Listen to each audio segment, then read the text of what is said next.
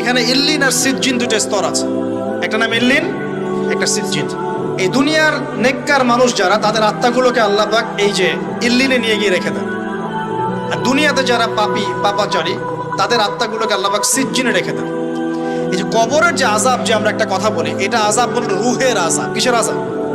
রুহ। দেহ তো আপনার নাই ওখানে, দেহ আছে? দেহ তো পচে গেছে, গলে গেছে, তাহলে আযাবটা কিসের? রুহের। বুঝাচ্ছি, আমি এই পড়াশোনাটা করেছি ইমাম গাজ্জালী রাহিমাহুল্লাহর বই থেকে। এত গভীর মানে লেখা, মানে ধরতে গেলেও মনে হয় যে একটা লাইন 10 বার পড়তে হচ্ছে। একটা এক্সাম্পল দিয়ে তিনি বুঝাচ্ছেন, এভাবে তিনি বলছেন, এটা একটা উদাহরণ মাত্র, এটাই প্রকৃত ব্যাখ্যা না, একটা উদাহরণ মাত্র। বোঝানোর চেষ্টা করছেন তিনি এভাবে যে আমরা যখন ঘুমাই, অনেকে ভালো স্বপ্ন দেখেন না? ভালো স্বপ্ন দেখে আপনার কাছে ভালো লাগছে, খুব মজা লাগছে না? স্বপ্নের মধ্যে আপনি কি মানে ভালো ফিল করছেন, মাশাআল্লাহ ভালো লাগছে, ঘুরছেন ফিরছেন খাচ্ছেন। যখন কোনো খুব ভালো আপনি একটা স্বপ্ন দেখেন, আপনার কিন্তু ভালো লাগে। আপনি স্বপ্নে ঘুমন্ত অবস্থাতেই আপনি স্বপ্নে বাস্তবের ফিলিংস পাচ্ছেন, এমন হয় না? আল্লাহ পাক যদি আপনাকে স্বপ্নের মধ্যে রেখে দেন, ধরেন 1 বছর 1.5 বছর 2 বছর, তার মানে 1-2 বছর আপনি স্বপ্নের মধ্যেই বাস্তবের ভালো লাগার ফিলিংসটা পেতে থাকবেন, কিন্তু আপনি ঘুমিয়ে আছেন। বাইরে থেকে আমি আপনাকে দেখছি যে আপনি ঘুমিয়ে আছেন, কিন্তু আপনি ঘুমন্ত অবস্থাতেও ভালো স্বপ্ন দেখেই ভালো ফিল করছেন। তিনি বোঝাচ্ছেন, উদাহরণ দিয়ে বোঝাচ্ছেন, এটা কিন্তু ব্যাখ্যা নয়, জাস্ট একটা বুঝাচ্ছেন উদাহরণ দিয়ে।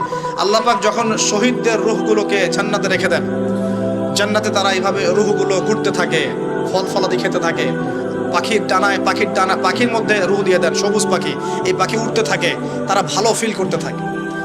ওই হায়াতটাকে আল্লাহ পাক তাদের কাছে বাস্তব বানিয়ে দিয়েছেন। কথা বুঝতে পারছেন? ওই হায়াতটাকে আল্লাহ পাক তাদের কাছে বাস্তব বানিয়ে দিয়েছেন। তাদের কাছে মনে হচ্ছে এটাই বাস্তব, এটাই জগৎ। আল্লাহ চাইলে করতে পারেন না? একটা ঘুমন্ত মানুষকেও যদি আল্লাহ করতে পারেন, তাহলে শহীদদের ব্যাপারে করতে পারেন না? পারেন। আবার ধরেন একজন মানুষ পাপাচারী, আপনি কখনো কখনো স্বপ্ন দেখেছেন, ভয়ের স্বপ্ন, আটকে উঠছেন, শ্বাস বন্ধ হয়ে যাচ্ছে, এমন হয়নি অনেকদিন?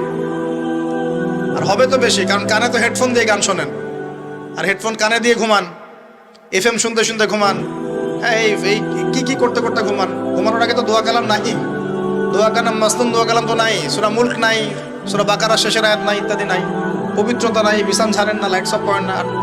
আপনার সুন্নত মাফিক তো ঘুমাচ্ছি না আমরা। ঘুমানোর কতগুলো সুন্নত জানেন? ঘুমানোরই কত সুন্নত আছে। ইস্তেঞ্জা করতে হয়, ওযু করে আসতে হয়, পারলে মেসওয়াক করে নেয়, বিছান ঝাড়তে হয়, বিসমিল্লাহ বলে লাইট অফ করতে হয়, দরজায় খিল দিতে হয়, পাত্র যদি থাকে খাবার পাত্র পানির পাত্র ঢেকে দিতে হয়,